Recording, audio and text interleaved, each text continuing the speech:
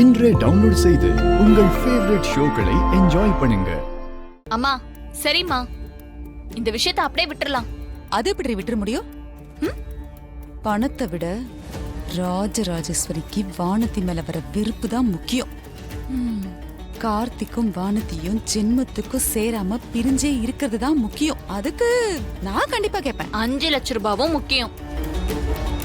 எனக்கு நிறைய things purchase பண்ணணும். நான் உன்கிட்ட எத்தனை வாட்டி சொன்னேன், மெசேஜும் பண்ண, நீ எதையுமே கண்டுக்கல. இங்க பாருமா, பெத்த புள்ளைய இதுக்கு மேல வேதனைப்படுத்தாம நீ போன போடு. உன் போனை குடுறி முதல்ல. முடியாதுன்ற வார்த்தையெல்லாம் கிடையாது. நான் சொன்ன இடத்துல நீ பணத்தை வைக்கிற. அப்படி நீ வைக்கலன்னு வையி, ராஜேஸ்வரி கிட்ட போய் இந்த விஷயத்த சொல்லிடுவேன். அதுல எந்த மாற்றமும் கிடையாது.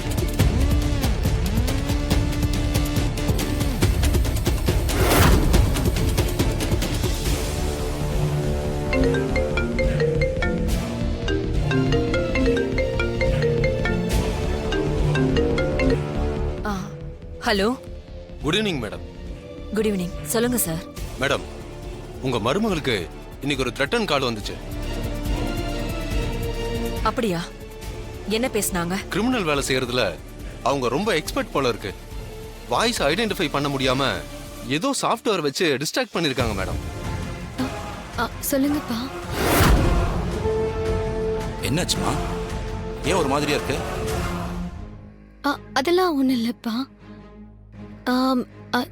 நைட்டு சரியா தூங்கல, அதான்.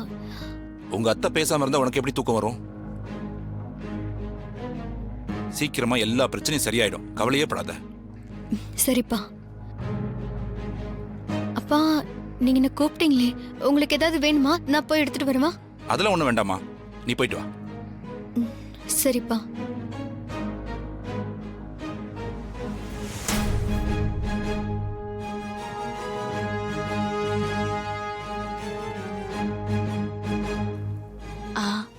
அம்மா, வானதி கிளம்பிட்டா. ஓகே.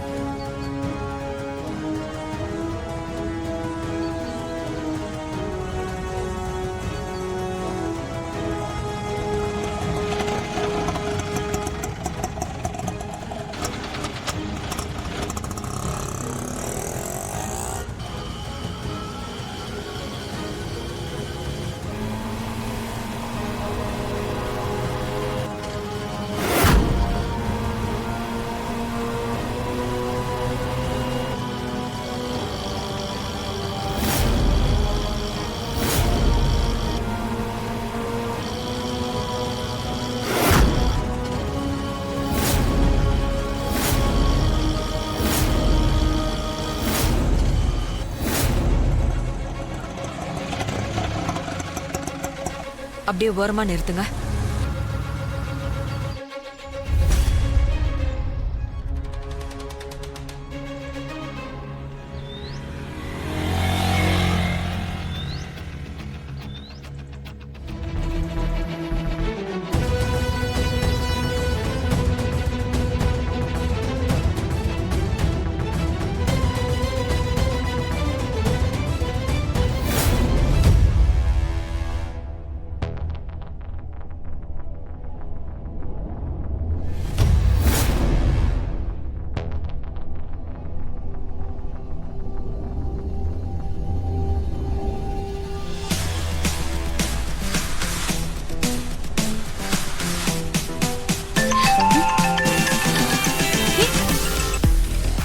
ஹலோ அத்தி, பணம் கிடைச்சிருச்சுடி.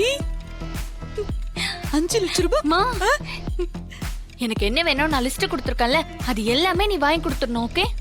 ஏய், நீ கேட்டதெல்லாம் நான் வாங்கி தரணும்னா 5 லட்சம் பத்தாது, 50 லட்சம் ரூபாய் வேணும். மா, 5 லட்சம் கொடுத்தவ 50 லட்சம் கொண்டு வந்து கொடுக்க மாட்டாளா என்ன? என் தங்க கட்டி இரு, அம்மா வந்து உன் வாயில சக்கரை எள்ளி கொட்டுறேன்.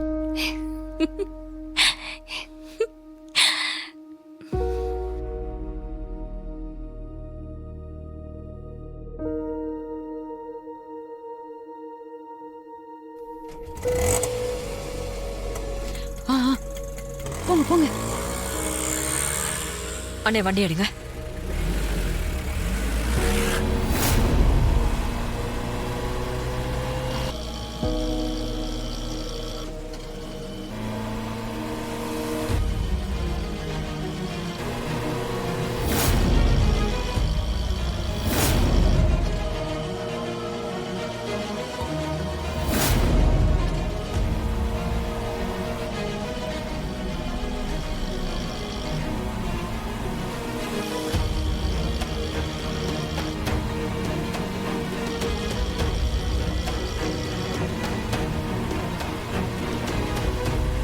மேடம், அந்த ஆடியோ ஃபைல் நாய்ஸ் ரிடக்ஷன் பண்ணி வந்துருச்சு மேடம்.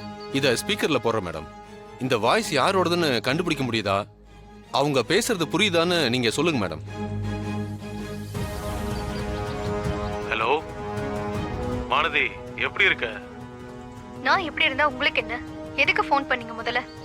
இப்ப எதுக்கு அனாவசியமா கோவப்படுற? நான் இனிமே உன் வழியில வர்றதில்லைன்னு முடிவு பண்ணியிருக்கேன். நிஜமாவா?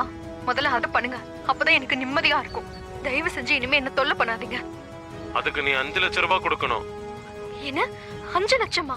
5 லட்சம் ரூபாய்க்கு நான் என்ன 5 லட்சமா? நீ இவ்வளவு ஆச்சரியப்படுற? இதெல்லாம் ரொம்ப கம்மி. இங்க பாருங்க, என்கிட்ட அவ்வளவு பணம் எல்லாம் கிடையாது. உன்கிட்ட இருக்குதுன்னு நான் சொன்னேனா? எப்படியாவது பணத்தை ரெடி பண்ணு. அது உன்னால முடியும். ஐயோ, என்னால முடியாது. அப்ப விட்டுரு. உன்னோட அம்மா யாருன்ற விஷயத்த உன் அத்தை கிட்ட சொல்லிக்கிட்டு நானும் நிம்மதியா இருந்துடுறேன். ஐயோ, தயவு செஞ்சு வேண்டாம், அப்படி மட்டும் பண்ணிடாதீங்க. என் அத்தை கிட்ட எதையும் சொல்லிடாதீங்க, உங்களை கெஞ்சி கேட்டுக்கிறேன். அப்ப பணத்தை ரெடி பண்ணிட்டு நான் சொல்ற இடம் எங்க இருக்கு தெரியுமா? திருப்பதி நகர்ல ஏற்கனவே நீ ஒரு தடவை பணத்தை கொண்டு வந்து வச்ச பத்தியா? அதுக்கு பக்கத்திலேயே இதே மாதிரி மணல்லாம் கொட்டி கிடக்கிற ஒரு இடம் இருக்கு. அதுக்கு பக்கத்துல ஒரு புதர் இருக்கு. அந்த புதருக்குள்ள இந்த பணத்தை வச்சுட்டு அங்க ஒரு பக்கத்துல ஒரு தகர ஷீட் இருக்கும். அதை எடுத்து மூடி வச்சிரு. நான் சொன்ன இடத்துக்கு 5 லட்சம் ரூபாய் பணத்தோட நீ கரெக்டா வந்து நிக்கிற. அப்படி வைக்கல, உன் அத்தை கிட்ட இந்த விஷயத்தை நான் சொல்லிடுவேன். மேடம், இன்னொரு தடவை ப்ளே பண்ணவா மேடம்? வேண்டாம்.